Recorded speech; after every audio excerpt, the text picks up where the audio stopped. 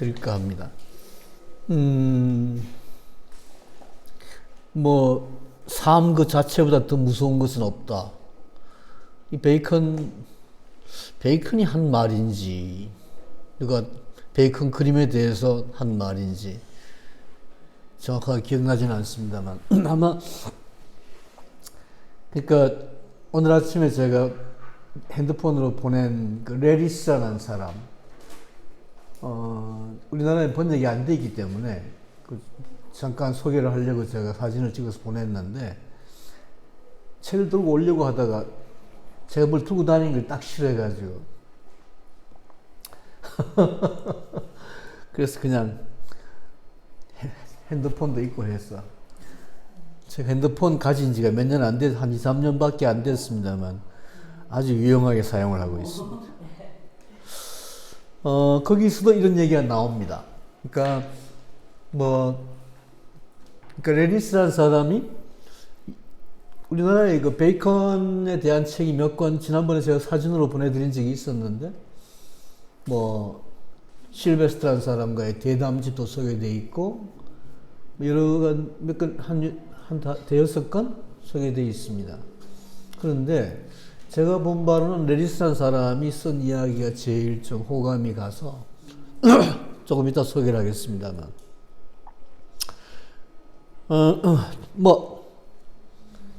시부터 읽죠. 선생님이 하시겠어요? 다른 분들이 하셔도 괜찮고. 누가? 황무지, T.S. 엘리엇, 황동규 번역. 1장 죽은 자의 매장. 4월은 가장 잔인한 달. 죽은 땅에서 라일락을 키워내고 추억과 역정이 뒤섞고 잠든 뿌리를 공기로 깨운다. 이 움켜잡는 뿌리는 무엇이며 이 자갈더미에서 무슨 가지가 자라나오는가. 사람의 아들이여, 너는 말하기는커녕 짐작도 못하리라. 내가 아는 것은 파괴된 우상더미꾼. 그곳엔 해가 쪼아대고 죽은 나무에는 쉼터도 없고 깃두라미도 위안해 주지 않고 메마른 돌엔 물소리도 없느니라. 단지 이 붉은 바위 아래 그늘이 있을 뿐. 이 붉은 바위 그늘로 들어오너라. 그러면 너에게 아침에 내 뒤를 따르는 그림자나 저녁에 너를 맞으러 일어서는 내 그림자와는 다른 그 무엇을 보여주리라. 이 밑에 없나요? 마지막에 보이네요. 뭐가? 이거 어떻게 내리나요? 아하. 안 내려갑니까? 예, 예. 아, 그럼 됐습니다. 네. 마지막 한두 줄 빠뜨린 것 같은데. 선생님 영문학 전공하신 분이시죠? 영어 교육학이라서. T.S. 엘리엇이나 이 황무지에 대해서 잠깐 소개를 하시면. 잘 모르는데요. 누가 소개하실 분이 안 계실까요? 교수님이 예, 어떻게 언제부턴가 앞뒤로 시를 읽는 게 관행이 되어버렸는데, 그래서 베이컨 그림과 관련된 시가 뭐 없나 고민을 하다가 T.S. 엘리엇의 황무지라는 시를 골랐습니다. 워낙 유명한 시니까 다 잘 아시겠고, 황동규 시인이 번역한 여러 번역 버전이 있는데 황동규 번역이 제일 좋은 것 같아서 골랐습니다만, 제가 이 시를 해설할 필요는 없을 것 같습니다. 이거 하면 또 시간이 또 가버릴 테니까 그냥 분위기로 그냥 느끼시면 되겠습니다. 어쨌든 제 느낌으로는 베이컨의 그림하고도 어울리는, 오늘 본달이 4월이 아니라서 미안합니다만, 그래서 그냥 골라봤습니다. 넘어가겠습니다. 베이컨 얘기를 하면서 영국 미술을 말씀드리기 좀 그렇습니다. 사실 우리가 이 강의를 나라별로 하진 않았습니다만, 어떻게 지난번에 래핀 얘기하면서 좀 러시아 얘기를 또는 우크라이나 얘기를 하게 되었고, 그러니까 우리나라에서는 미술이라고 하면 프랑스 미술이 대종이기 때문에 사실 좀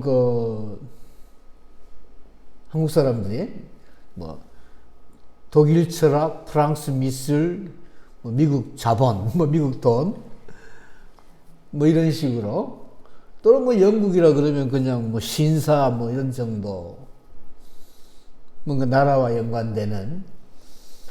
근데 사실 우리가 미술하면 프랑스를 연상하게 되는 이유는 이 일제 강점기 전후로 1910년 전후로 일본 사람들이 서양 걸 받아들이는 과정에서 그렇게 뭐 고정관념 비슷하게 그렇게 해버렸어요. 예를 들어 정치와 군사는 영국, 법은 독일, 미술은 프랑스, 뭐 이런 식으로, 법과 철학은 이제 독일, 뭐 이런 식으로. 특히 이제 그 당시 19세기 말 20세기 초에 프랑스의 미술이 인상파 미술이었기 때문에 인상파 내지 후기 인상파. 그래서 그게 우리나라나 일본이나 중국도 마찬가지로 이 동아시아에 처음으로 소개된 서양 미술이었습니다. 그래서 지금까지도 서양 미술을 하면 인상파, 후기 인상파, 그 뒤이어서 이제 입체파, 뭐 이런 등등으로 각인이 되어버렸다는 느낌이 듭니다.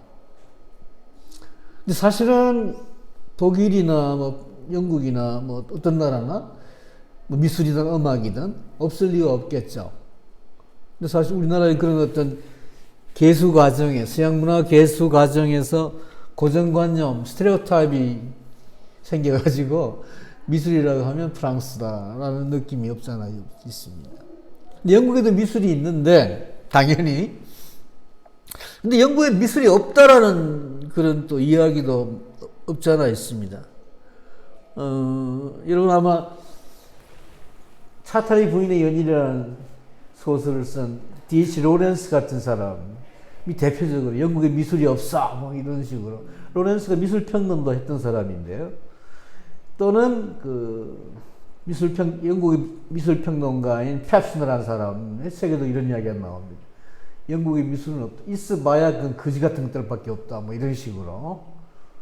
이게 그냥 보통 일반적으로 하는 얘기가 아니라 많은 사람들이 그런 이야기를 합니다. 대형 박물관 여러분 아마 가보셨겠지만은 대형 박물관에는 영국 미술 그냥 영국계 아무것도 없습니다. 그죠? 영국계에 있다 그러면 영국인, 그러니까 신석기 시대인가 뭐 청동기 시대인가 때 발견된 영국인 시체 하나가 있을 뿐입니다. 아무도 안 웃어주시네. 사실 대형 박물관이라는 말도 기분이 안 좋은 말인데, 이게 일본 사람들이 지어낸 말인데, 저는 영국 미술관, 이렇게, 브리티시 뮤지엄이라고. 그리고 이런 얘기 하면, 야, 그 박물관이 당연히 미술품이 없지라고 이야기를 하는데, 우리나라에서는 박물관, 미술관 두 개를 구별하죠. 서양에서는 다 뮤지엄입니다. 그죠? 뭐, 물론 미술관을 갤러리라고 쓰는 경우도 있지만 아주 예외적이고, 뮤지엄 하면 다 미술관, 박물관 다 포함하는 거죠. 대형 미술관, 대형 박물관, 뭐 다 마찬가지인데, 여기 대형 박물관에 미술품이 많이 있습니다. 고대 그리스, 로마 또는 뭐 중동, 많이 있는데, 영국 건 없습니다. 영국 건 있는 영국 거라고는 시체밖에 없고, 영국이 시체밖에 없고, 다 훔쳐온 것들이다. 그러니까 이게 작물 박물관이죠. 최근에 뭐 그리스를 중심으로 해서 여러 나라에서 뭐 이란도 그렇고 이락도 그렇고 대형 박물관에 있는 것들 너가 다 훔쳐간 거 아니냐 내놔라라고 하는 문화재 반환 운동이 벌어지고 있습니다. 우리나라도 일본에 대해서 그런 요구를 하고 있죠. 유네스코에서도 그런 반환이 정당하다라고 하는 입장에서 조약도 만들었습니다. 근데 이 자식들이 내놓을 리가 없죠. 특히 영국 뭐 대형 박물관에 있는 걸 다 내놓는다 그러면 영국은 정말 이제 더 이상 가볼 필요가 없는 나라가 되어버릴 정도니까. 아무튼 대형 박물관을 비롯해서 영국의 대부분의 박물관, 뮤지엄에는 영국계 극히 빈약합니다. 영국 백화 없다는 거예요. 그러니까 무료 입장 안 오실래요? 돈 안 받는 거지, 훔쳐왔으니까. 영국의 뮤지엄만 돈을 안 받고 프랑스는 다 돈 받습니다. 독일도 돈 안 받는 경우가 많아요. 근데 이 영국 놈들이 그래도 딱 하나 무료 입장이 괜찮은데 사실 알고 보면 작물이기 때문에 돈 받기가 좀 창피해서 그럴 거다. 대형 박물관에서 내려오면 체링 크로스 아마 여러분 그쪽 거리를 저는 이 거리를 참 좋아하는데 영국의 헌책방 거리입니다. 그죠? 체링 크로스. 체링 크로스 48번지라고 하는 영화 혹시 보신 적이 있는지 모르겠습니다. 앤서니 호프킨스하고 엠반 크로포드가 나오는 헌책방 이야기. 미국에 있는 독신 아주머니 할머니가 초로의 할머니가 미국엔 책이 없습니다. 책 좀 보내주세요 하면서 우연히 이제 신문에서 광고를 보고 영국의 체링 크로스에 있는 체링 크로스 48번지의 서점에서 책을 팝니다. 이런 책들이 있습니다라는 광고를 보고 할머니라고 하기 좀 그러네요. 한 50대니까 편지를 보내어서 책을 보내고 영국의 서점 직원은 앤서니 호프킨스고 삼류 작가 할머니는 엠반 크로포드고 두 사람이 끊임없이 편지 교환하는 이야기입니다. 제가 참 좋아하는 영화인데 그 영화 제목이 체링 크로스 48번지 넷플릭스에 요새 올라와 있더라고요. 참 좋은 영화니까 한 번씩. 대형 박물관에서 쭉 나오면 이제 체링 크로스 거리가 있고 거기서 이제 트래팔 광장으로 연결이 됩니다. 말해서 영국 중심지죠. 영국 트래팔 광장에 이제 미술관이 두 개 있는데 아시겠습니다. 내셔널 갤러리하고 내셔널 포트레이트 갤러리하고 국립초상미술관하고 국립미술관. 영국만 있는 게 초상미술관입니다. 영국이란 나라 좀 독특하죠. 초상미술관에 있는 99%의 초상화는 다 거지 같은 것들이에요. 영국의 왕들, 귀족들, 뭐 이상한 놈들. 그러니까 영국이란 나라에서 해쳐먹은 놈들. 초상화가 막 수십, 수백 개가 걸려 있는데 나머지 한 1% 정도가 이제 뭐 괜찮은 사람들, 뭐 작가나 뭐 화가나 뭐 이런 사람들이 있습니다. 그 옆에 내셔널 갤러리가 있는데 내셔널 갤러리 오면 이제 터너 그림이 있고 컨스터블 그림이 있는. 근데 풍경화죠. 영국에는 초상화 풍경화밖에 없다 이런 이야기도 있습니다. 영국 놈들은 이 풍경화라는 거, 영국식 풍경화라고 하는 것은 영국식 허영의 상표다, 표상이다 이런 이야기예요. 왜냐하면 거창한 풍경화에다가 콘스터블 그림이나 터너 그림이 그런데 거창한 굉장히 큰 그림들이 대부분 거기에 이제 막 끝없이 펼쳐진 전원 그리고 거대한 저택이 있고 그 앞에 이제 이 부부가 사냥을 하는 뭐 모습을 그리거나 또는 사랑하는 연인의 모습을 그렸거나 하는 식의 그림들이 컨스터블 풍경, 컨스터블을 비롯한 그 당시 영국의 18세기, 19세기의 풍경화들인데 그 풍경화란 나는 이만한 저택을 가지고 있고 이렇게 끝없이 펼쳐진 전원을 가지고 있어. 나를 봐. 얼마나 내가 잘났어. 부자야. 라는 그림이다라고 하는 해석. 존 버그라고 하는 사람이 그런 이야기를 합니다. 존 버그. 제가 참 좋아하는 미술평론가인데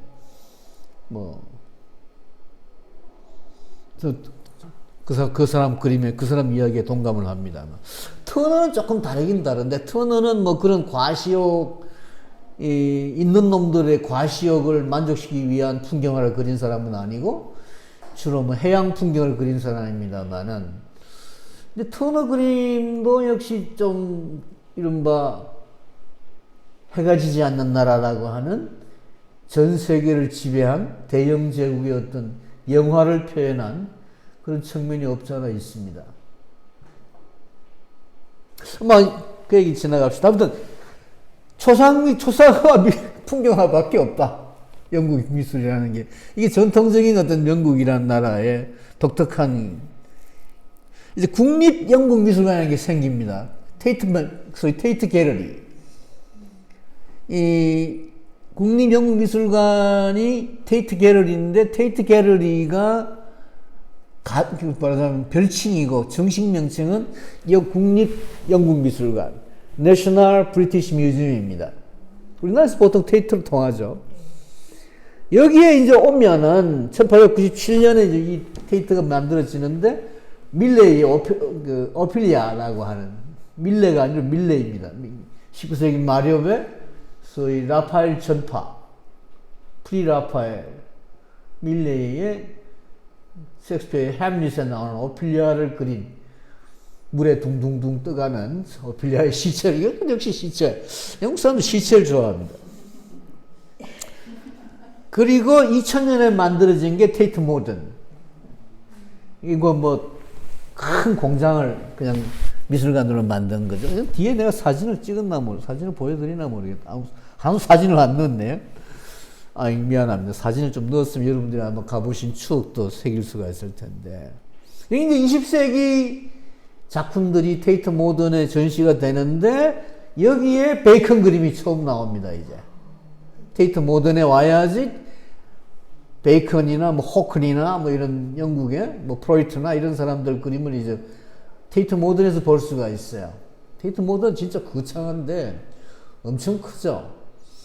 아마 봉필보다 더 이 소장 공간이 더 클 겁니다. 거긴 또 영국 현대미술만이 아니라 전 세계 20세기 미술을 다 전시하고 있으니까 소장하고 있기도 하고. 사실 테이트 모던만 봐도 뭐 20세기 미술의 거의 뭐 대표적인 작품들을 다 볼 수 있다고 할 수가 있어요. 그리고 조금 이제 거기서 벗어나서 그 지하철 타고 좀 몇 개를 들어가면 이제 빅토리아 알버트 뮤지엄이 나옵니다.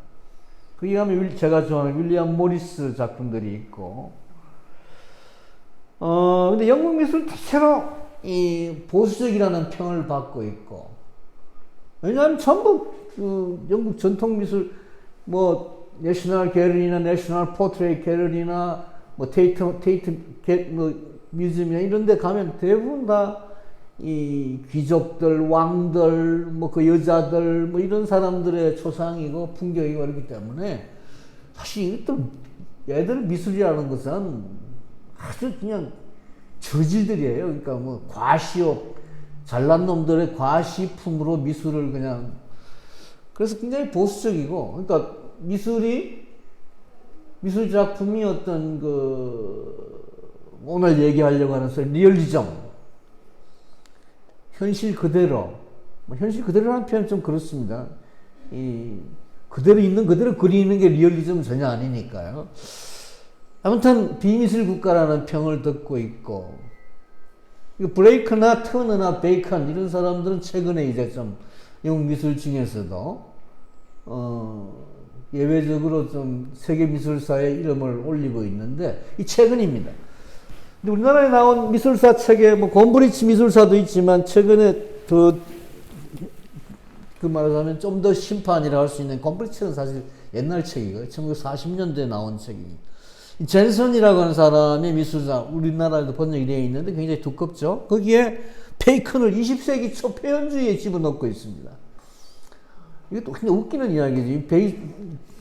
이 베이컨이 20세기 초 사람도 아니고 표현주의라고 하는 건 20세기 초엽에 독일을 중심으로 한 미술사저죠.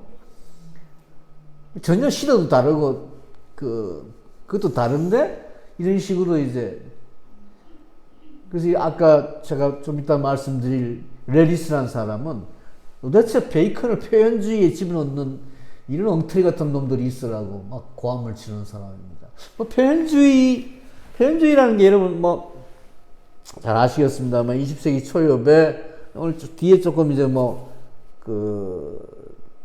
그런 루어도 뭐 표현주의에 들어간다고 이야기하기도 하고 뭐 마치스트 들어간다 얘기하기도.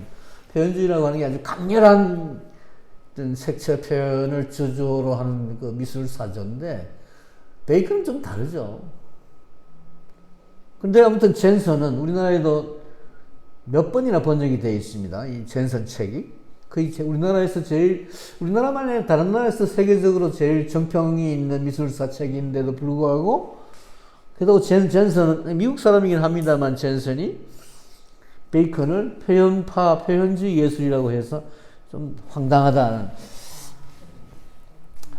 뭐, 황당한 건 아니건 어떻게 베이컨을 이해할 것이냐에 관련돼서 말씀드리는 거니까, 뭐, 신경 쓰실 건 없습니다. 이 베이컨이라는 사람이 우리나라에서 태어났다면 아마 전혀 인정을 못 받을 사람 같아요. 우선 엄청 베이컨은 뭐 비도덕적인 사람입니다. 악마, 장녀, 세계 최고의 알코올 중독자 중 한 명, 담대한 도깨비. 요새 담대한이란 말 누가 딴 사람이 쓰고 있습니다만, 신성한 괴물, 술에 취한 색색의 남색자.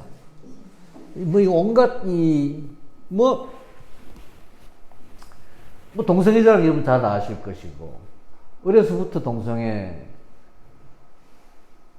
사실, 동성애라는 게, 동성애자가 이게 무슨, 태어나면서부터 동성애자냐, 아니면 환경에 의해서 동성애자가 되느냐, 뭐, 여러 가지 견해가 있고 합니다만, 영국에 특히 동성애자가 많습니다. 영국에 동성애자가 많은 이유는,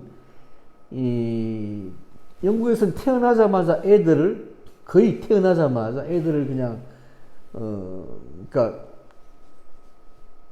부모가 키우는 게 아니고 격리를 시켜버립니다. 그죠? 옛날 고대 그리스도 그랬죠. 격리를 시켜서 좀 있는 집안에서는 보통 한 2~3살쯤 되면은 사립학교에 보내버립니다. 영국에서 그걸 퍼블릭 스쿨이라고 하는데, 우리나라에서 이 퍼블릭 스쿨을 공립학교로 번역하는 아주 무식한 애들이 많아가지고, 퍼블릭 스쿨이라고 하는 거는 영국에서는 프라이빗 스쿨이라고 프라이빗 에듀케이션이라고 그러면은 가정교사 교육을 말합니다. 퍼블릭 스쿨이라고 그러면 이건 사립학교를 말해요. 그러니까 여러분 혹시 그거 읽을 때 혼동하지 마시기 바랍니다만. 그러니까 이 2~3살 때부터 애들 격리시켜 버립니다. 그러니까 남자애들, 여자애들 다 동성끼리 성장하는 거예요. 그래서 좀 성에 눈뜨게 될 때, 또는 감성이 좀 이렇게 발달되는 그런 사춘기 시절에, 사춘기 이르기까지 그나 10년 이상을 동성들하고 같이 살다 보면, 게다가 또 남자들의 경우는 뭐 이 기숙사, 격리라는 것, 퍼블릭 스쿨이라고 하는 건 그러니까 격리된 기숙사에 24시간 갇혀 있는 아이들을 말합니다. 여러분 해리포터 같은 거 보면 그렇습니다. 그죠? 영국의 명문 컬리지는 다 그런 식으로 사립학교이기 때문에 동성애자가 동성애자로 클 수밖에 없는 환경입니다. 또 남자애들은 또 이제 군대까지 가게 되니까. 그런데 베이컨의 경우를 보면 얘는 어려서부터 동성애자 기질을 드러내요. 그래서 뭐 엄마 속옷 훔쳐가지고 입고 다니고, 뭐 집안에 원래 좀 부유한 집안이었습니다. 아버지가 말 조련사였는데, 그죠? 영국의 말 조련사는 꽤나 이 돈벌이가 괜찮은 직업입니다. 왜냐하면 워낙 이 말들이 많거든요. 그리고 갬블링, 경마라는 게 사실 영국에서 나오는 건데, 영국에 다녀보면 굉장히 말들이 많이 돌아다니는데, 그거를 전문적으로 이제 조련하는 사람이었기 때문에 꽤 돈이 있었죠. 그리고 그 집에 그냥 이제 조련 농장이 있고, 거기 마부들, 물론 이건 조련 전문 남자들이 많이 살게 마련입니다. 어려서부터 그 남자들 세계에서 이제 살았고, 뭐 어려서부터 자기 고백을 한 부분이 있어요. 실베스터라는 사람과 우리나라에 번역이 되어 있는 대담지에 보게 되면, 뭐 우리나라 같은 초등학교, 중학교 정도 들어갈 나이에 이미 마부들하고 또는 하인들하고 남자애들하고 성관계를 맺고, 전부 남자들 세계니까. 근데 뭐 엄마 내보니까 15살, 16살 땐가 아버지한테 들키죠. 아버지가 굉장히 좀 보수적인 사람이었는데 대노에서 쫓아냅니다. 쫓아버립니다. 영국이란 나라는 그 부모와 자식이 그냥 절연하는, 완전히 끊어지는, 그러니까 아예 안 보는 그런 관계가 참 많습니다. 우리는 그렇게 못하죠. 뭐 특히 엄마는 근데 영국 엄마들은 절대 그렇지 않습니다. 아버지보다 더 냉정한 것 같아. 소설이나 이런 영화나 이런 것들 일상적인 보게 되면. 그래서 한국식 엄마 모정이 어머니의 사랑 이런 거는 한국의 독특한 게 아닌가. 한국에서 뭔가 또 관습화된 게 아닌가. 우리 이게 본능적인 거라고 이야기하지만 딴 얘기가 되었습니다. 아무튼 쫓겨나서 이 영국에 살기도 힘들고 해가지고, 영국도 굉장히 보수적인 나라니까 동성애가 범죄였을 때 1967년까지 동성애는 영국에서 범죄였습니다. 그래서 이제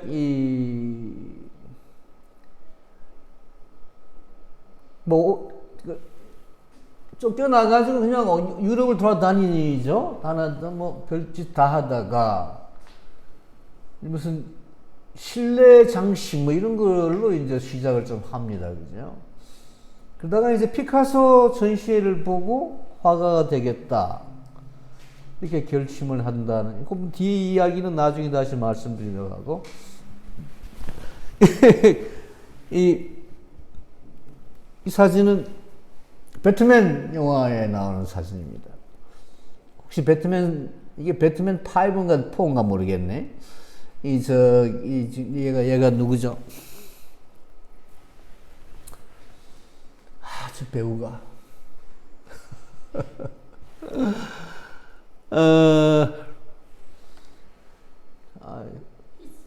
응? 예? 히슬레하고 같이 나오는, 배트맨이 아니고, 히슬레가 배트맨으로 나오고, 히슬레가 배트맨으로 나오나? 조커로 나오고, 이 조커! 히슬레가 나오는 조커 말고, 얘가 이름, 한번 보자. 이 배우 이름 뭐죠? 유명한 배우죠? 뻐꾸기 둥지 위. 잭 니콜슨. 역시 젊은 친구가. 잭 니콜슨이 조커를 하는, 이게 아마 배트맨 4인가 5인가 뭔지 모르겠습니다. 여기 보면 이제 배트맨이 미술관에 들어가가지고 미술 작품들을 훔치는데 베이컨 그림만 놔줍니다. 이거 괜찮아. 이렇게.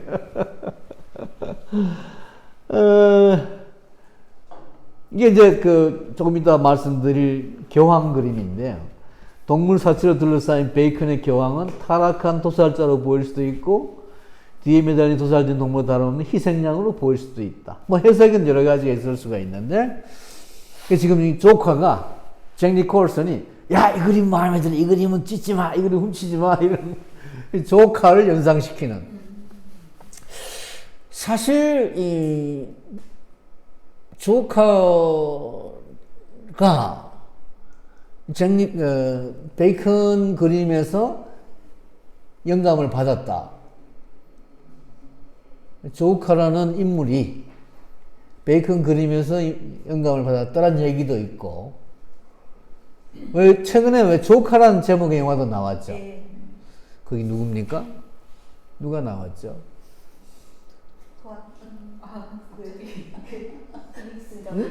피닉스인가? 맞아. 아주. 아무튼, 이 조커라고 하는 어떤 대단히 좀 변태적이고, 비이성적이고, 그런 어떤 존재, 그런 어떤 인간, 인간이라기보다, 그죠? 이거하고 이 조커, 베이컨 그림하고, 연관을 이미지상으로 그렇게 볼 수도 있다는 말씀. 이게 왜 이런? 네. 놀란 감독이 다크 나이트라는 2008년 영화에서, 이건 이거 왜 이렇습니까? 여기 나오는데? 접촉이 뭐가 제가 잘못했습니까? 아, 뭘 잘못했는가? 응? 뭘 건드리면 끄는가요?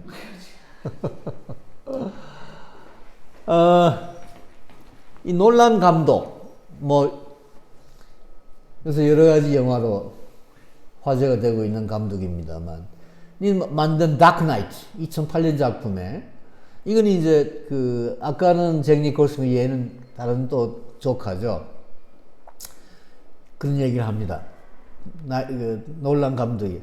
프란시스 베이컨은 어릴 때부터 내가 가장 좋아하는 아티스트인데 얼굴을 뒤틀리게 표현하는 방식이 기억의 뒤틀림을 암시하는 것 같아 좋았다. 특히 그의 그림들의 황량함에 끌린다. 감정적으로 불편하긴 하지만 인간 경험의 한계, 세상에 대한 인간 이해의 한계를 생각해 보도록 하기 때문이다. 대단히 뛰어난 감독이죠. 놀란 감독은. 여러 가지 영화 다 보신 분도 있었겠습니다만. 이거는 여러분 이 베르톨루치라고 하는 이탈리아 감독의 파리의 마지막 탱고의 자막 부분에 나오는 그림입니다. 자막 부분에 베이컨 그림이 나와요. 이 그림하고 이 그림이죠. 루시안 프로이드와 프랑크 아우어바흐의 이중 초상이라는 그림입니다. 루시안 프로이트는 좀 이따 말씀드리겠습니다만, 프랑크 아우어바흐는 마찬가지 같은 시대의 화가들이었는데, 이 두 그림이 파리의 마지막 탱고의 자막에 나옵니다. 그래서 조금, 역시 베르톨루치 감독도 이 베이컨 영화, 베이컨 그림이 여러 개 이렇게 이용이 됩니다. 자, 베이컨을 이해하는 데에 우선 이 베이컨이 아일랜드 출신이라는 게 이제 문제가 될 수가 있는데 이걸 강조하는 사람도 있고 강조하지 않는 사람도 있습니다. 아일랜드에서 태어났지만 베이컨은 아일랜드와 별로 상관이 없다. 이렇게 주장하는 사람도 있고 아니다. 아일랜드의 몇백 년에 걸친 식민지 역사 또는 기아와 고난과 가난과 이런 것들이 베이컨 그림에 녹아난다. 이렇게 보는 사람도 있고. 아무튼 아일랜드는 굉장히 800년 가까이 영국의 지배를 받았습니다. 엄청난 식민지 체제였죠. 그래서 아일랜드 사람들이 영국을 싫어하는 거는 우리가 일본을 싫어하는 것에 한 10배는 넘을 겁니다. 엄청 싫어하죠. 왜냐하면 800년 동안 지배를 했으니까. 게다가 여러 가지 이 슬픈 역사, 우리나라 특히 역사하고 비교되는 경우가 많습니다만, 아일랜드 노래나 아일랜드 역사나 아일랜드 문화나, 아무튼, 그렇게, 영화에도 그런 이야기들이 많이 나오죠. 타이타닉 같은 경우, 오케아노스 오브 연역이 다, 아일랜드 이야기, 아일랜드에서 이제 오는 사람들의 이야기입니다. 예이츠 같은 시인도 그렇고, 아일랜드 사람들이 워낙 못 살기 때문에 미국으로 이민을 가죠. 그게 이제 타이타닉에서 이제 이민 가는 이야기입니다, 사실. 갱스고 뉴욕은 이제 뉴욕에 이민 와서 사람들의 아일랜드 사람들이 할 짓이 없으니까 갱을 하는 이야기인데 엄청나게 차별을 받았죠. 그러니까 영국이 원래 앵글로 섹슨 영국 사람들에 의해 가지고 미국이라는 나라가 만들어지는데 아일랜드 출신들은 19세기에 와서야 미국에 이민을 오고 와서 엄청 차별을 받았다. 여기 나옵니다. No Irish, no blacks, no dog. 그러니까 아일랜드 사람, 흑인, 개, 출입 금지 이런 이야기죠. 영국 내에서는 유명한 게 No woman, no dog. 여자와 개는 출입 금지. 이렇게 이제 술집에 보통 지금은 그런 술집이 없을 것 같아요. 없겠죠. 근데 한 60년대까지만 하더라도 좀 비싼 술집은 No woman, no dog 이렇게 붙여 놨다고 합니다. 근데 미국에서는 이제 No Irish, no black, no dog 이런 식으로 이제 차별을 했다는 이야기죠. 그런 차별에 대한 어떤 의식이 있었을 것이다라는 이야기고 1909년에 태어나는데 1916년에 이제 아일랜드 독립운동이 시작이 됩니다. IRA라고 하는 유명한 그 폭력적인 독립운동을 하게 되는데 이 동성애자로 출발을 하는데 동성애자가 사실 화가들 중에 동성애자가 굉장히 많습니다. 미켈란젤로, 뭐 다빈치, 워홀 뭐 다 뭐 동성애자들이죠. 호크니도 동성애자라는 혐의가 있고 프로이트도 마찬가지, 루시안 프로이트도 마찬가지. 뭐 철학자나 사상가들 중에서 동성애자들 엄청 많습니다. 미셸 푸코를 비롯해서. 동성애자에다가 천식 환자였습니다.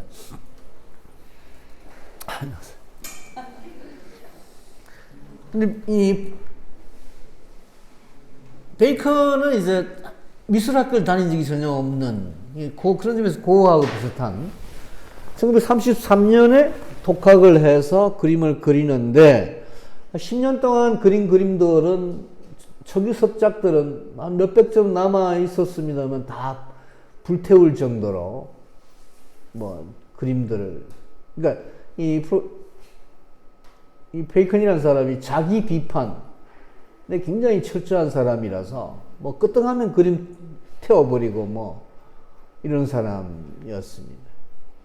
1944년에 이제 십자가 아래 인물들의 세습작 좀 이따 보겠습니다. 라는 그림으로 막 그 악평과 호평 막 뒤섞이는 가운데 유명해지기 시작하는 거죠. 여러분들도 유명해지려고 하면 일단 악평과 호평을 같이 받아야 됩니다.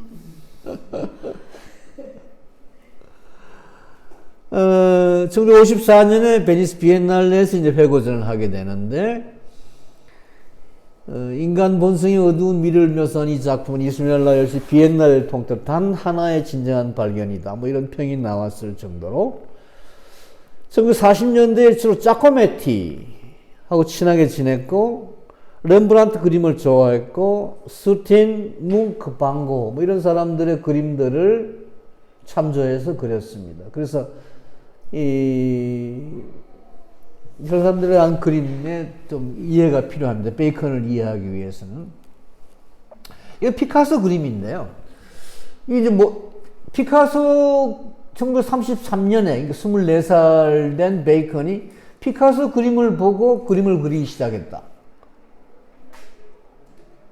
피카소의 영향이라고 하는 여러 가지 있겠습니다. 결국 입체파라는 게 뭐, 사람을 그러니까 인물이든 풍경이든 정물이든 한 가지 관점에서 뭐 원근법이 대표적인 거겠죠. 보는 것이 아니라 여러 가지 관점에서 다양한 관점에서 다원적인 관점에서 보면서 뭐 사람을 이렇게도 그리고 저렇게도 그리고 이렇게 뭐 여러 가지 방향에서 그리는 그림들을 한 면에 집어넣는 이게 이제 입체파의 특징적인 어떤 표현인데 지금 피카소 그림이 그렇습니다. 그죠? 입체파가 혁명적인 이유는 입체파 이전의 그림들이 우리가 인간의 눈으로 보는, 눈에 보이는 풍경을, 그러니까 눈으로 보는 풍경을, 또는 정물을, 또는 인물을 하나의 화면에 보이는 대로 그리는 그림이었다면 피카소는, 입체파는 그를 다 여러 가지 시각에서, 여러 가지 관점에서 다양하게 보이는 것으로 구성을 했다. 재구성을 했다. 이걸 보고 이제 베이컨도 나도 저렇게 그릴 수가 있겠다. 베이컨은 근 82살에 죽었습니다만 그러니까 이제 40년대쯤에 영국으로 돌아오죠. 돌아와서 아뜨리에다가 첼시라는데 아뜨리에다가 그림을 그리는데 40년 동안 죽기 전까지 40년 동안 한 번도 청소하지 않은 아뜨리에서 여러분 그림으로 위대하게 되시려고 하면 아뜨리를 청소하시면 안 됩니다. 심지어 먼지를 가지고 이제 그 그림에 이용하기도 하죠. 이 유명한 아뜨리에 사진입니다. 이게 초기작, 제일 첫 작품입니다. 이제 십자가.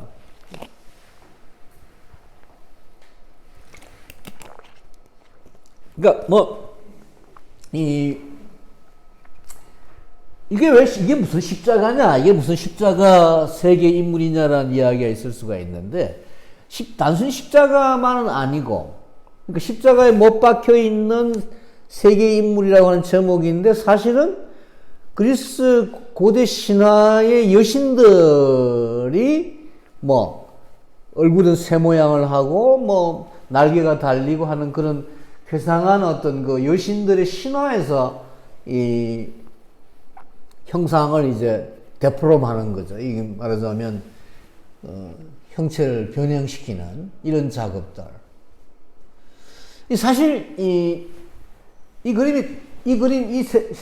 세계의 그림이라고 하는 게 서양에서 재단화, 그러니까 우리하고는 조금 다르게 이제 서양의 성당에는 전통적으로 앞에 재단화가 있습니다. 그죠?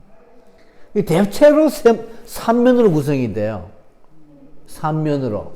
그러니까 서양의 전통적인 기독교 그림의 삼면 구성이라고 하는 형식에다가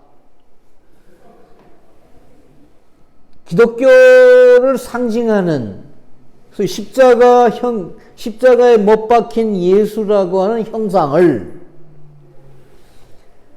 서양 문화의 또 하나의 어떤 기둥인 기독교와 함께 그리스 로마 문화에 나오는 괴물들, 그 괴물 중에서도 이제 뭐 이상한 형상을 하는 괴물들, 뭐 그리스 로마 신화에 보면 수많은 괴물들이 나오지 않습니까? 그죠?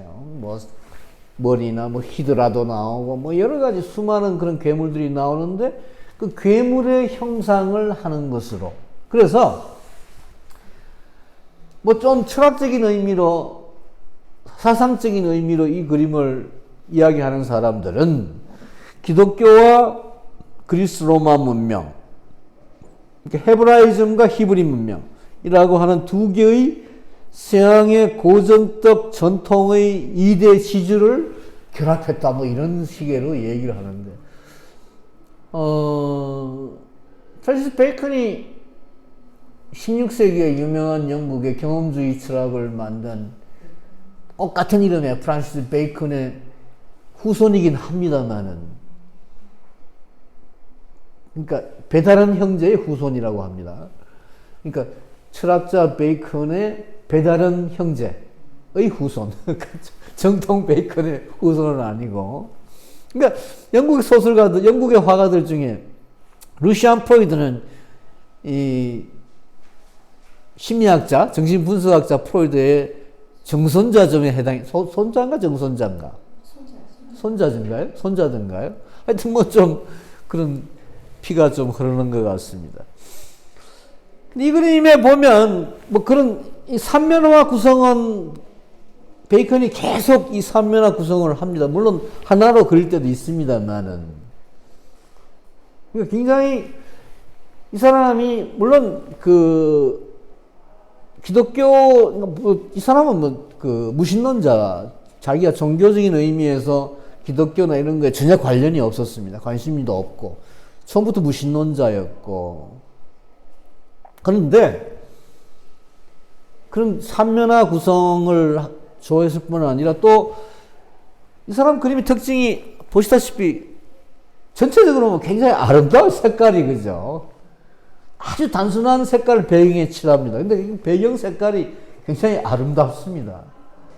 그런데 그 배경 속에 집어넣은 형상은 인물이라 하기도 못하고, 이 형상은 그야말로 괴물이죠. 괴물입니다. 그죠? 이 괴물을 어떻게 이해할 것이냐. 뭐 이건 또 이제 그 아까 그리스 로마 신화에 나오는 이그러진 얼굴들의 새 얼굴을 한 여신들, 새 얼굴을 하고 날개를 다는 여신들을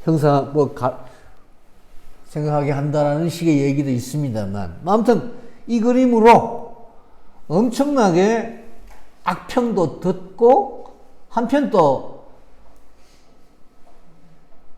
악평과 함께 이 그림이 보는 사람을 모두 다 이 그림 앞에 멈추게 했기 때문에, 이게 도대체 뭐야? 그러니까 인상파 그림을 보고 19세기 그 청중 그 관람자들이 황당하게 생각한 것 이상으로 이 그림에 대해서 관중들이 황당하게 생각을 했습니다. 이 그림을 비롯해서 이 베이컨 그림에 대한 여러 가지 해설이 있습니다만 저는 제일 괜찮은 해설을 들레즈라가 이야기하는, 들레즈라는 사람은 여러분 후기 구조주의자라고 하기도 하는, 지금 자살해 죽었습니다만, 들레즈가 말하는 기관 없는 신체, 기관이라는 표현이 좀 그러네 여기서는, 뭉개버린 신체, 즉 시각, 청각, 후각, 미각, 촉각조차 나뉘지 않은 감각 덩어리를 그린 화가다. 이게 들레즈가 베이컨론에서 쓴 이야기입니다. 우리는 모두 고기 덩어리다. 그 푸죽한 그림을 이제 베이컨이 많이 그리는데, 그게 갈 때마다 나는 내가 동물 고기인지 저 걸려 있는 동물 고기가 난지 잘 모르겠다, 뭐 이런 식의 이야기를 합니다만, 여기 지금 소개는 안 돼 있는데 또 하나 이 들레즈 이후에 이 베이컨에 대해서 또 하나 철학자들이, 베이컨 그림만큼 철학자들이 많이 언급한, 들레즈는 책을 한 권 썼습니다. 우리나라에도 이 베이컨론이 소개가 번역이 되어 있는데 여러분 읽어보시지 말길 바랍니다. 왜냐하면 무슨 소리 하는지, 책 한 권에 들레즈 책은 다 그렇습니다만 뭘 쓴소리를 하는지, 뭐 어떤 사람들은 번역에 문제가 있다고 얘기하는데 번역만의 문제만은 아닙니다. 원저가 뭐 프랑스 책도 월드 책도 그렇고 그걸 뭐 일본말로 번역한 걸 읽어도 영어로 번역한 걸 읽어도 모르긴 매 마찬가지입니다. 제가 그래도 유일하게 알만한 문장 하나만 따왔습니다, 여러분들에게. 들레즈 말고 최근에 또 한 사람이 아감펜이라는 사람이 있습니다. 이 사람은 우리나라에도 이 아감펜이라는 사람의 책이 번역이 되어 있는데요, 많이 번역이 되어 있습니다. 호모 사케르가 대표적인 책인데, 그러니까 뭐라고 할까요? 막 찢겨진 인간? 그러니까 이제는 더 이상 형체가 완전하지 않은 거예요. 그러니까 이 베이컨의 경우에 우리가 흔히 이야기하기를, 베이컨도 그렇고 짜코메티도, 그러니까 베이컨 그림을 짜코메티의 조각하고 같이 연관시켜서 생각하시면 참 좋습니다. 두 사람 굉장히 친하고 죽을 때까지 친했고, 이 베이컨과 짜코메티를 같이 얘기한 레지스라는 사람이 책도 마찬가지입니다. 그러니까 짜코메티와 베이컨을 같이 이해하는 것이 굉장히, 짜코메티의 어떤 조각과 베이컨의 그림, 짜코메티는 그림도 그리기 때문에 그 그림은 뭐 베이컨 그림하고 좀 다릅니다만 그래도 볼만한 그림이죠. 사람을 근데 비슷한 측면이 없지 않아 있습니다. 그러니까 1, 2차 세계대전, 특히 이제 전쟁으로 인해서 파괴된 인간상의 가장, 여러분 아마 기억나실지 모르겠습니다만, 여러분 아마 기억 못 하시겠네. 워낙 어린 분들이니까. 저만 해도 초등학교 다닐 때, 제가 시골에서 살았는데, 막 상위 군인들, 이런 사람들, 또는 그런 몸을 가진 사람들이 뭐 동냥을 한다거나, 또는 뭐 거지로서 앉아있거나, 이런 게 뭐 대구 역전 이런 데서 볼 수도 흔히 있었거든요.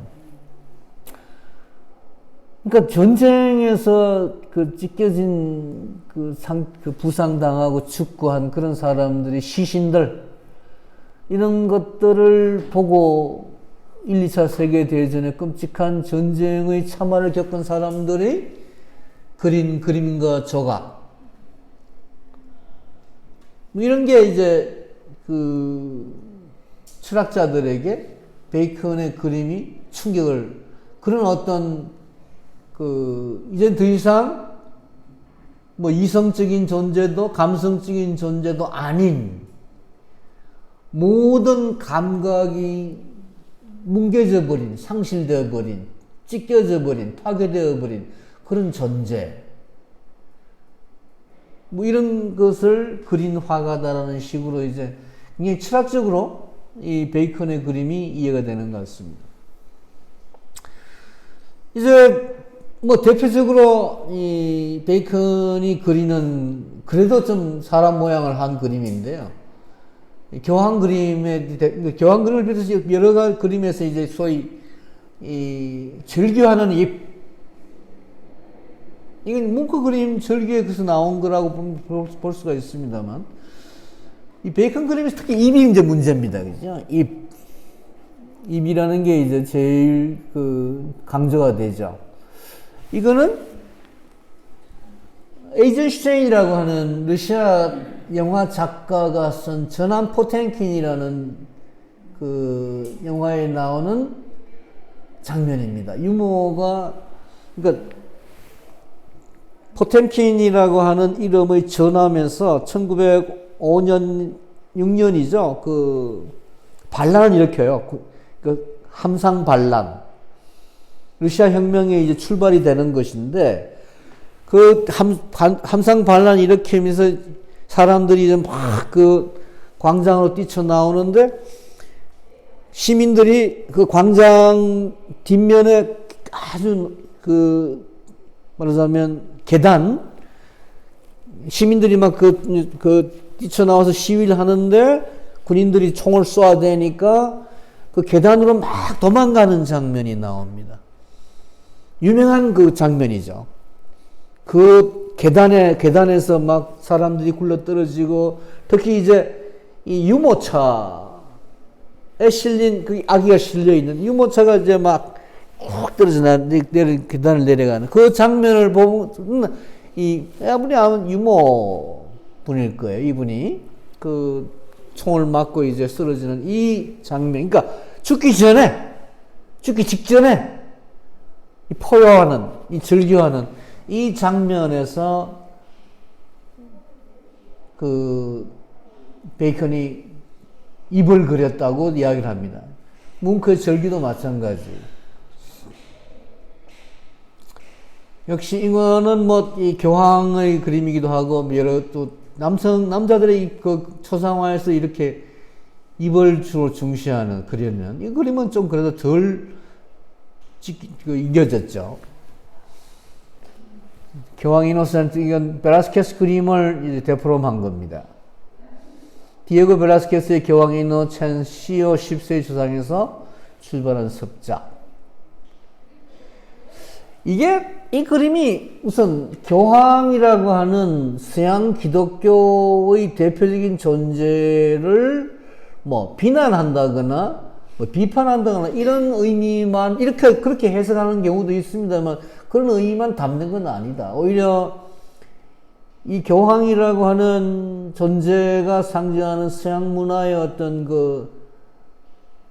전락 또는 마지막 어떤 그런, 이미 이 시대가 끝나고 어떤 그런 모든 근위가 상실되고 추락된 20세기의 어떤 상황, 1, 2차 세계대전에 의해서 그런 기존의 어떤 서양 가치 체계를 상징하는 교황 자신의 어떤 그런 고통, 포효, 뭐 이런 것을, 벨라스케스 그림 자체는 굉장히 폼나는, 존경할 만한 신의 대리자인 교황의 아주 숭엄한 그런 초상이거든요.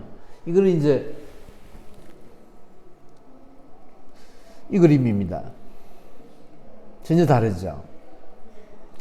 또 이제 교황을 이제 뭐라고 하는 이 소고기 그림 속에 집어넣는 건데, 이건 렘브란트 그림입니다. 렘브란트 그림을 그래서 렘브란트 이 그림을 이 베이컨이 참 좋아했고, 이건 샤임 수틴의 그림입니다. 제가 모디리아니를 다음 달에 이야기를 할 정도 생각하는데, 모디리아니를 이야기하면서 삶 슈팅을 말씀드리겠습니다만, 제가 참 좋아하는 화가인데요. 한때 좋아했습니다. 그래서 삶 슈팅 그림을 본다고 세계 방방곡곡을 써다닌 적이 있었는데, 이 삶 슈팅의 유명한 그 소년 메신저 보이의 그 소상인데요. 근데 역시 교황 그림, 베이컨 그림입니다. 교황 그림을 교황 얼굴을 변형시키는 거죠. 이거는 잘 아시겠습니다만, 이제 동성애 자죠. 동성애 장면이라고도 할 수가 있겠고, 그러니까 사실 이 베이컨은 항상 사진을 가지고 그렸습니다. 그죠? 우리나라 사람들 중에는 이 사진 가지고 작업하는 걸 아주 나쁜, 사진 보고 그림을 그린다라는 걸 아주 나쁘게 생각하는 사람도 있는데, 베이컨은 항상 사진을 이용을 합니다. 이 그림은 이제 19세기 말 20세기 초에 미국의 유명한 사진가였는데, 이름을 잘 기억을 못 하겠네요. 그 사람, 어디 책에 나올 겁니다. 그 사람이 나치의 두 남자가 서로 만나서 이렇게 움직이고 하는 걸 사진을 쭉 시리즈로 찍은 게 있어요. 그 중에 이제 한 부분인데, 이 동성애 부분인 것 같기도 하고, 무슨 레슬링 하는 남자들의 이야기 같기도 하고. 빈센트 반 고흐를 참 좋아했습니다, 베이컨이. 그래서 빈센트 반 고흐 연작을 그려요. 다 걷는 화가 빈센트 반 고흐라고 하는, 제일 이쪽 그림은 빈센트 반 고흐 자신이 그린 그림을 좀 되포럼한 거고, 완전히 바꾼 겁니다. 앞에 세 개는 베이컨이 나름으로 빈센트 반 고흐라고 생각해서 그린 그림들이에요. 이건 빈센트 반 고흐가 그린 게 아니고, 제일 이쪽 그림은 이제 빈센트 반 고흐의 그림이 있는데, 그걸 원형이 있는데, 아무튼 반 고흐를 굉장히 좋아했고, 거의 베이컨 그림이 유일하게 풍경이 나오는, 베이컨 그림은 대부분 인체가 있고 사람인지 뭔지 모르는 괴물이 중간에 있고, 배경은 완전히 단색으로 처리가 됩니다, 보통. 그리고 그것도 대부분 좀 짙은 주홍색 정도로 거의 단색 처리가 돼요. 풍경이, 이 사람 풍경이든 정물이든 인물이든 이 사람 그림엔 아무것도 없는 거죠. 그러니까 아주 단순한 색채의 배경에다가 괴물을 집어넣는, 이런 게 이제 베이컨 그림인데, 이 그림에서는 그래서 유일하게 주변 나무도 들어가고 땅도 들어가고 베이컨, 빈센트 반 고흐를 많이 그렸습니다. 이거 말고 더 있습니다. 여기 이제 지금 나오네요. 이게 빈센트 반 고흐가 그린 원래의 그림이고, 걷는 화가. 빈센트 반 고흐가 워낙 많이, 빈센트 반 고흐 자신이 걷는 화가라고 해야 할 정도로 평생을 걸어다닌 사람인데,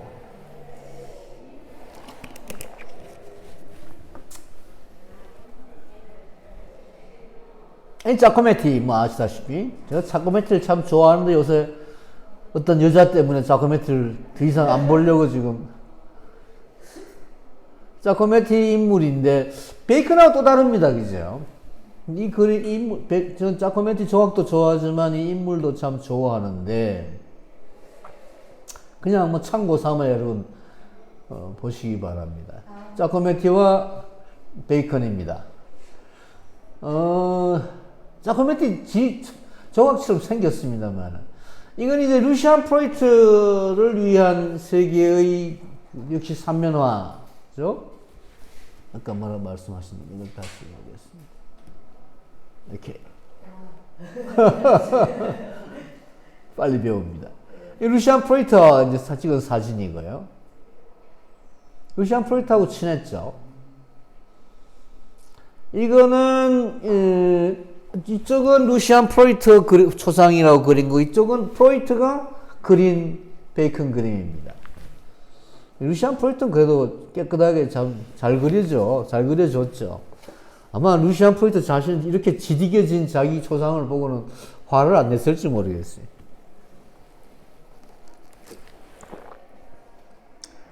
아까 그 그림이고. 리얼리즘 지난번에 말씀드리려다가 못했기 때문에 간단하게 그냥 언급을 하겠습니다. 이건 어디서 제가 나와 있길래 그냥 참고해서 그냥 가져온 것이고요. 12시간 넘었으니까 간단하게 몇 가지만 소개를 하겠습니다. 이 나라별로 쭉 리얼리즘의 이야기가 있는데, 이 오토딕스라고 하는 독일 화가가 1차 세계대전 이후에 그린 그림. 여기서 이제 전쟁 이후에 화가들이 다 이제 이런 이그러진 얼굴들을 그립니다. 오토딕스 그림입니다. 게오르게 그로스라는 사람의 그림이고, 역시 2차 세계대전, 1차 세계대전 이후에, 그것이 그로스의 그림입니다. 대부분 전쟁을, 이 구투소라고 하는 이탈리아 화가 그린 그림인데요. 십자가 그림입니다. 이건 바셀리츠 그림, 독일 화가들이고, 바셀리츠 그림이고, 인멘드로프 그림입니다. 인멘드로프 이 그림 말고 여러분 저기 경주의 선제에 가면 인멘드로프 그림이 하나 있습니다. 이것도 인멘드로프 그림이고, 키퍼, 안젤란 키퍼, 지금 이 독일 화가죠. 이 사람이 특히 이제 아우슈비츠 유대인 학살 등등의 이미지를 그린 사람으로 유명합니다. 키퍼의 그림이고,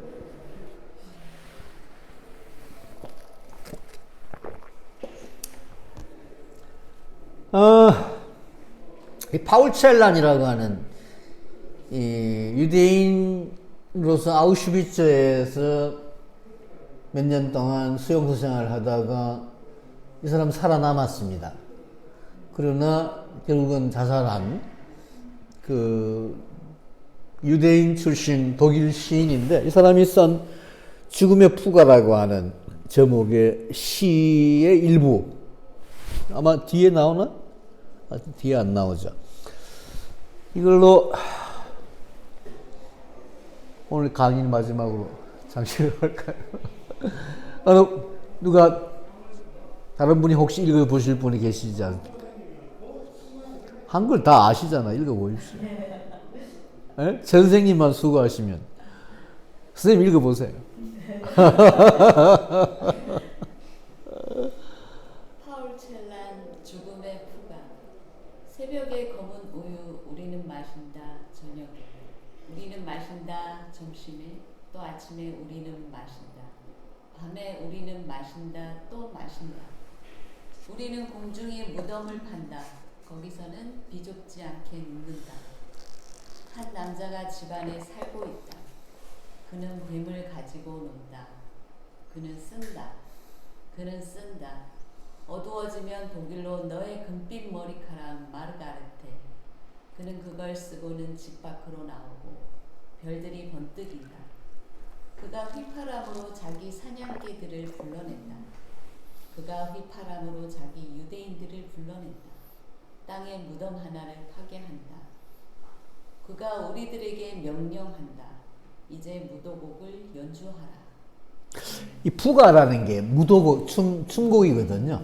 무곡인데 더 이어지는데 앞부분만 제가 소개를 하겠습니다. 아우슈비츠에서 살아나온 유대인 시인이 쓴 시인데 내용은 그런 경험을 쓴 시라고 할 수 있겠고요. 이 베이컨이 사실은 아마 아까 그런 말씀 드린 적이 있습니다만, 이 우리나라에서 이 베이컨 같은 사람의 그림이 만약 그려진다면 충분히 그려질 수 있겠죠.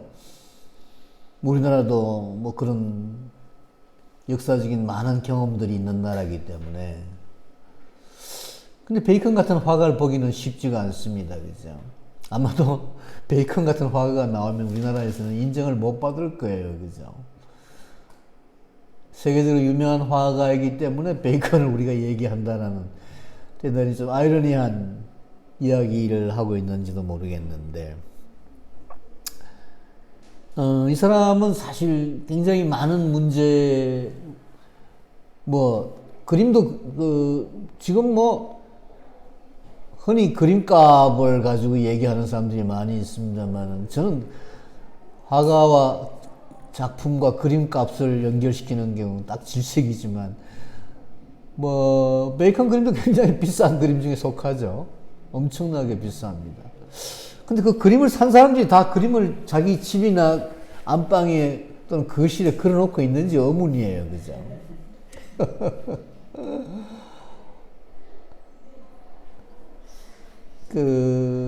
좀 공식적인 글쎄, 이런 건물에 어울리는 그림이라고 할까요? 아마 가정에서 이 베이컨 그림을 본다는 거는 그렇게 쉽지 않을 것 같아요. 아무튼, 이 베이컨 그림이 어쨌든 이 사람이 죽은 지 벌써 한 30년 넘었네요. 그죠? 92년인가 죽죠? 90년인가? 죽는데, 91년인가, 그죠? 82살로. 그러니까, 그 뒤로, 그 전에도 이미 한 60년대 이럴 때, 60년대에 거의 아까도 잠깐 언급한 짜코메티와 함께, 20세기 후반에 가장 유명한 화가였다고 해도 과언이 아닐 겁니다. 그죠?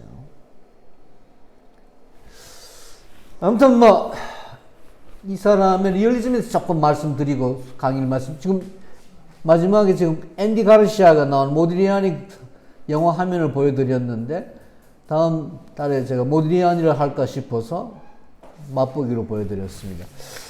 지금 이게 핸드폰 가지고 계시는가요? 이걸 제가 어떻게 올릴 수가 없죠. 그냥 핸드폰 혹시 가지고 계시면은 제가 아침에 본 거 잠깐만 말씀드리겠습니다. 여러분 일본말을 읽을 필요도 없고 그냥 카톡으로 아까 보내주신 거죠? 예. 그걸 여기 띄울 수가 있습니까?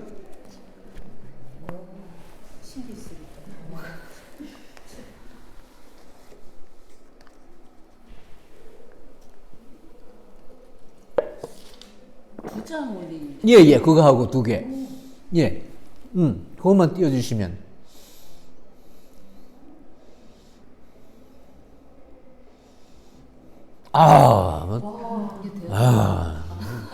아니 왜? 이렇게 존경스럽게. 이거를 이렇게 하면 넓게 보이고요. 이렇게 손가락. 알겠습니다. 그냥 여기 레리스가 쓴 리얼리즘에 대한, 그러니까 이 사람이 지금 레리스가 베이컨에게 쓴 편지에 나오는 부분이에요. 예. 거기 앞부분에 이제 내가 당신 그림을 리얼리즘으로 해석을 하는데, 그러니까 리얼리즘에 관련돼 가지고 베이컨의 리얼리즘과 관련되어서 레리스와 토론하는 과정에 나오는 한 부분입니다. 뒤에 부분은 우선 그 편지를 한번 보여드리고, 뒤에 부분은 레리스 그 책에 대한 일본인 철학자의 해설을 또 한번 보여드리겠습니다. 그냥 읽어드릴게요. 리얼리즘을 어떻게 생각하는가에 대해서, 이렇게 한다? 저에게 가르쳐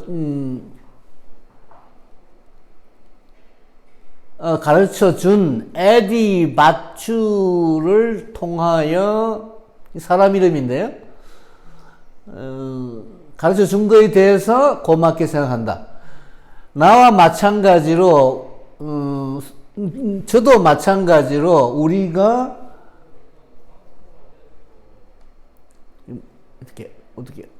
우리가 현실을 파악하는 것은 우리의 주관성을 통해서이고, 그러니까 현실을 파악하는 것은 우리의 주관성을 통해서다.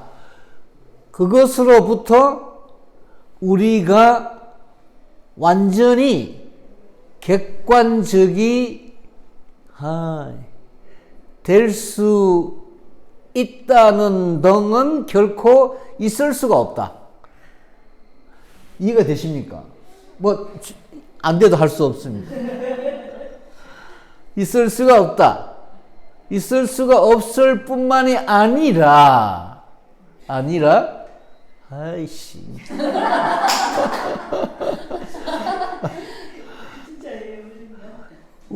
우리가 트랜스크립트 그러니까 우리가 뭐라고 할까 모방한다고 할까 우리가 그리는 것은 사물에 대하여 사물에 대해서 품는 우리의 지각이고 그러니까 완전히 객관적인 것만 그리는 건 아니다. 우리 주관적인 걸 통해서 그리는 것이고 그걸 또 우리가 사물에 대해서 우리가 품는 지각이고 사물 그 자체가 아니다. 아닌 만큼 객관적이라고 하는 것 따위는 전적으로 바보 같은 짓이다. 라고 생각을 합니다. 그러니까 이게 리얼리즘, 그러니까 베이컨이 말하는 리얼리즘이라는 겁니다. 교수님, 기술을 이용해서 팝하고 번역으로 읽어도 되겠습니까? 예, 그러세요. 그럴 수가 있네. 그 다음에 나온 게 예. 표현주의에 관해서 말하자면 그 중에서 사람을 짜증나게 하는 것은 캐리커처적인 면입니다. 즉 사물의 어떤 특징을 가능한 한 생생하게 드러내려고 하는 대신에 효과를 내기 위해서 그것을 표면적으로 강조하는 것입니다.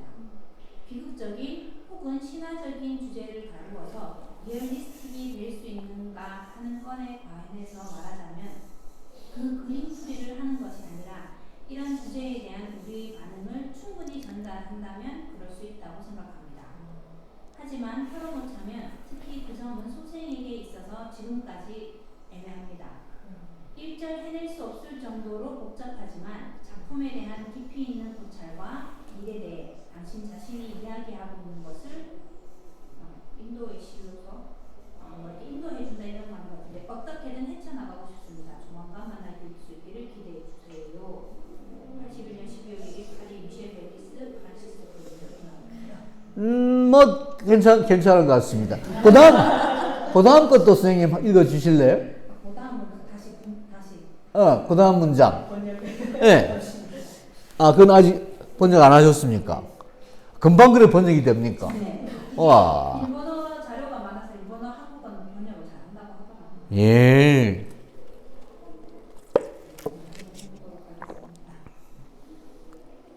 그동안 설명하셔도 돼요. 예? 뭐라 앞에? 그동안 설명하셔도 돼요. 번역할 동안 말씀을 뭐 말할 것도 없습니다. 이게 이 부분은 이제 앞에서 말한 그 두 사람 간의 리얼리즘, 그러니까 이 레디스라는 사람은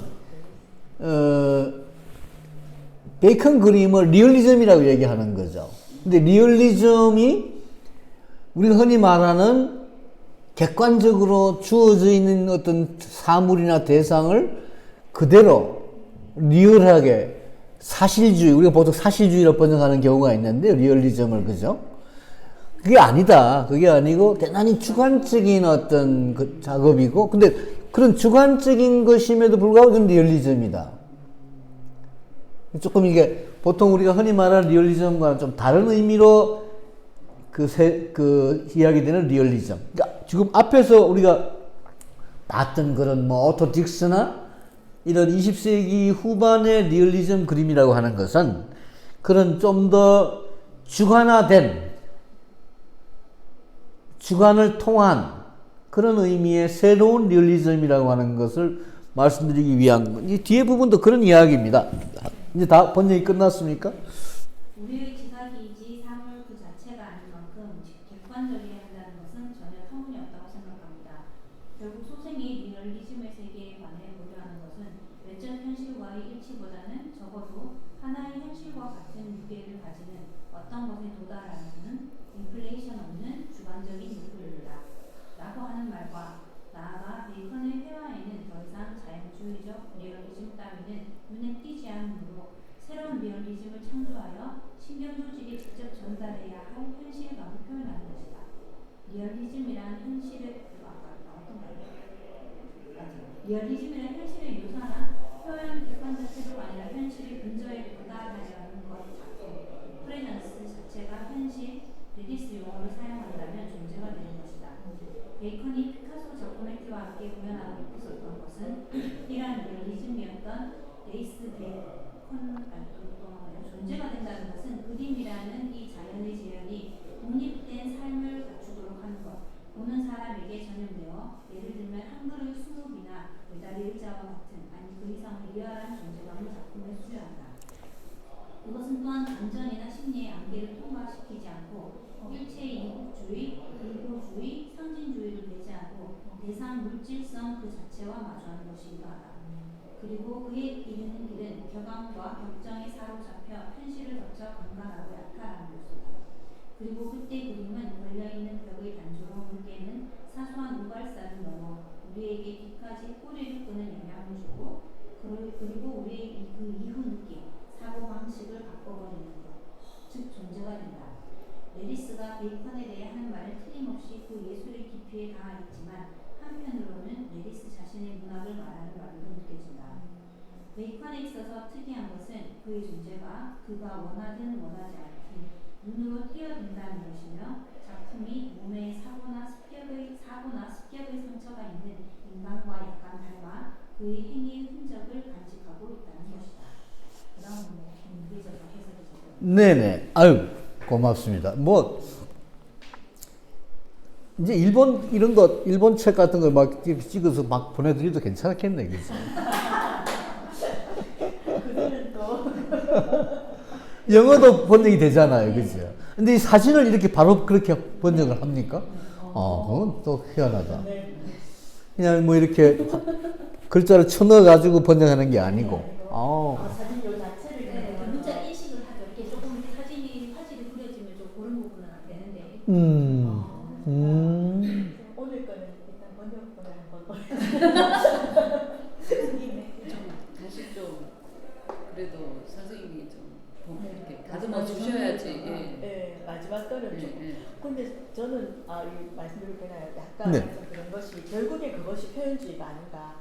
결국에 그렇게 말했던 그 부분들이 현실을 그대로 담지만 거기 담긴 그 사람의 주관적 감정이라는 게 처음에 표현주의 아니라고 말씀하셨지만 그게 결국 우리가 생각하는 신표현주의, 독일의 표현주의의 이야기가 아니었나라는 생각을 들으면서 우리가 하게 된 것 같거든요. 그래서 대부분 이제 베이컨의 신표현주의 이렇게 표현하는 것이 저는 그렇게 막 되게 옳으라는 생각을 오히려 마지막 얘기 들으면서 같다는 생각이 들거든요. 구별이 잘 안 돼요. 이 이야기 들으니까 오히려 표현주의 같거든요. 표현주의 같아요. 뭐, 그걸 뭐 유파가 뭐 어떤 것이 정확하냐라고 하는 이야기는 뭐 중요한 건 아닌 것 같고, 그죠?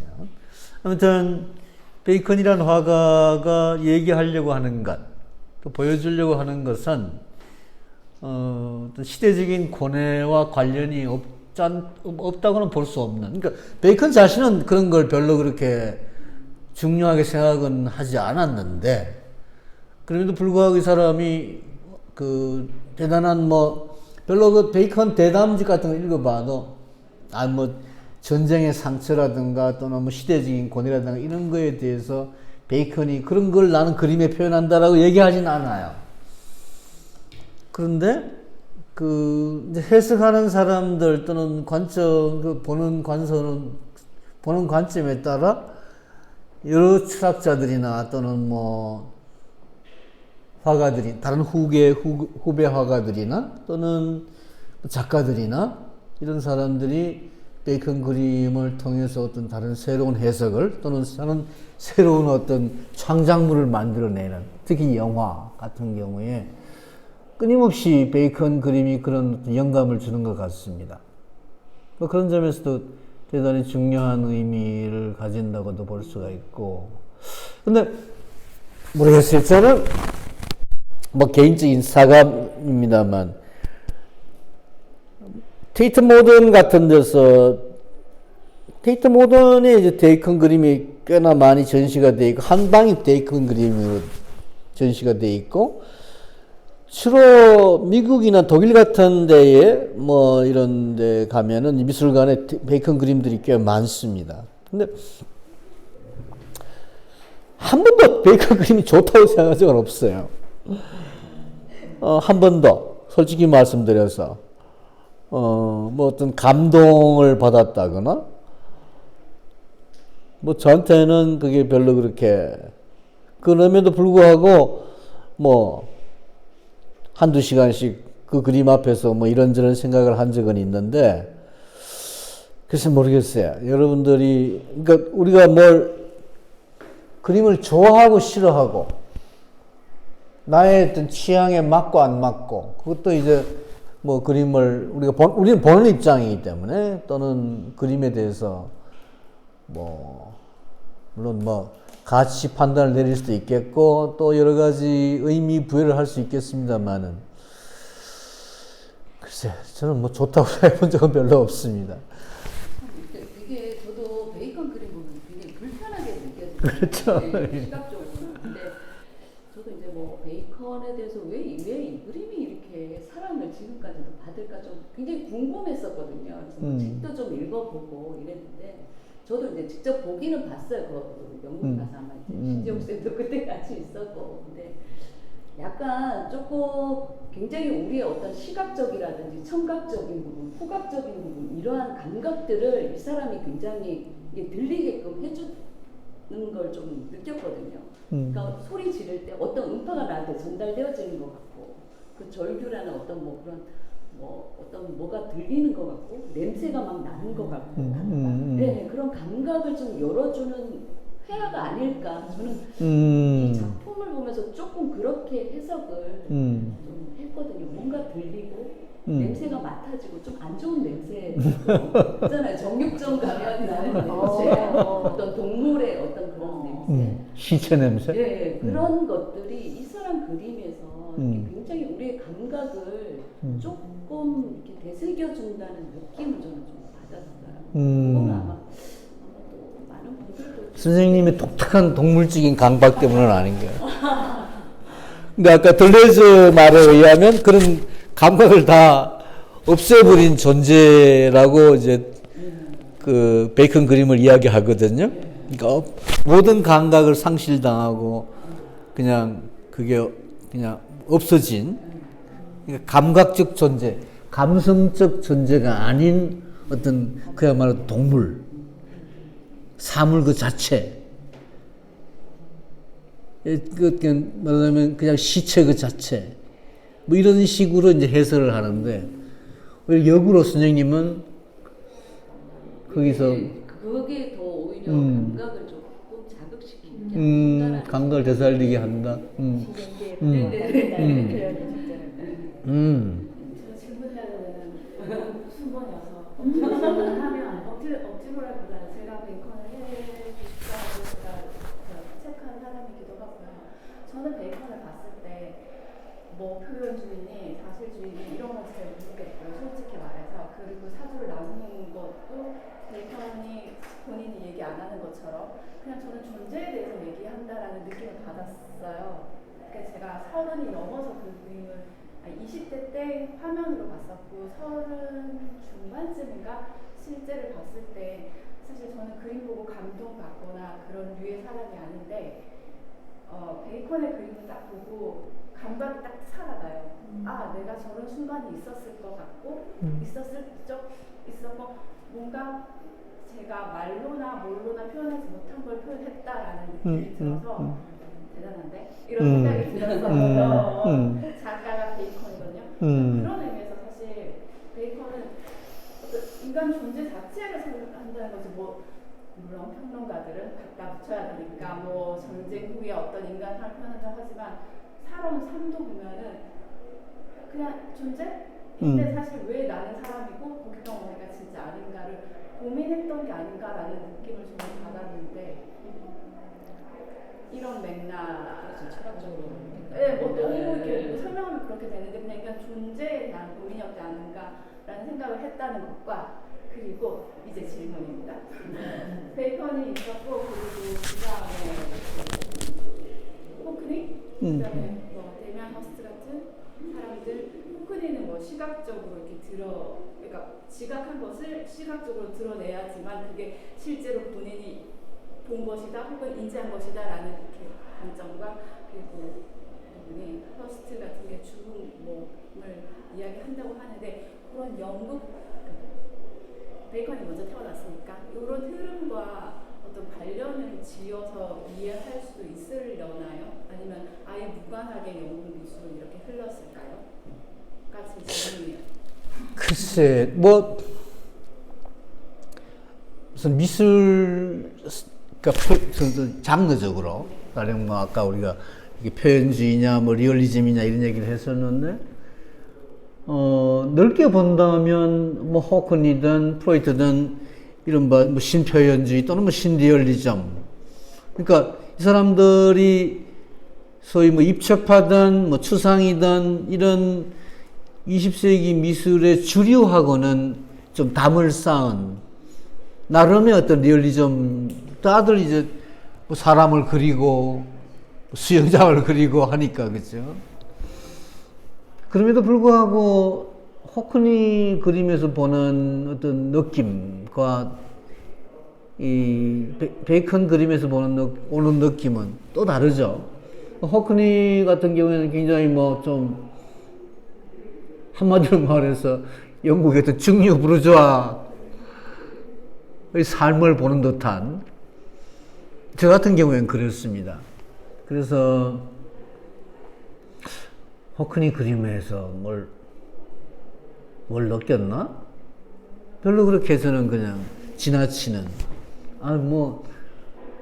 꼭 무슨 듀피 그림을 보듯이 아주 경쾌한 그런 뭐 어떤 일상의 뭐 잔잔함 또는 일상의 어떤 행복이라 하나? 뭐 좌우간 뭔가 좀 베이컨 그림이 주는 충격과는 다른 그런 좀 일상의 그냥 모습이라고 하는 느낌을 호크니에서는 봤는데, 프로이트는 이제 조금 더 또 그런 비유가 가능할지 모르겠는데, 호크니와 베이컨의 중간쯤에 프로이트 그림을 그냥 좀 그렇게 이그러지지 않은 얼굴이면서도 뭔가 그 표현이나 어떤 그 소재들이 뭐 일상에 가깝다는 느낌을 받았고, 그런 느낌 정도 외에는 그 세 사람이 뭔가 미국식의 어떤 뭐 추상 표현이나 또는 뭐 독일이나 이런 쪽에 최근에 뭐 특히 20세기 후반에 나오는 무슨 뭐 이런 설치나 이런 쪽과는 다른, 그러니까 아주 전통적인 회화 양식 캔버스화이면서도 또 뭐 리얼리즘의 전통을 맥락을 이으면서도 나름으로 새로운 작업들을 하고 있는 화가들, 뭐 이런 정도로 저는 세 사람과 관련이 되지 뭐 다른 느낌이 다른 뭐 연결이 되는지 안 되는지 잘 모르겠습니다. 제목 프로이트가 아니었고 데미안 허스트였고요. 데미안 허스트. 제가 아는 사람이 그 세 사람이어서 그렇고요. 시대가 그러니까 제 20세기 후 영국 화가는 지금 그 시대 그 유명한 사람은 베이컨이 있고 그 다음에 나이로 그냥 태어난 걸로 보니까 호크니가 있고 그 다음에 데미안 허스트가 좀 더 나중에 태어나고 그러니까 혹시 영국의 미술의 흐름을 이해하려면 이 정도 세 사람이나 다른 사람을 해서 어떤 흐름을 제가 이해할 수 있을까 싶어서 여쭤본 거였어요. 네네, 뭐 제가 특별하게 뭐 선생님 질문에 대답을 하려고 그러면 좀 책을 보건다고 해야 되겠는데, 지금 제가 그냥 느낌으로만 말씀을 드리는 정도인데,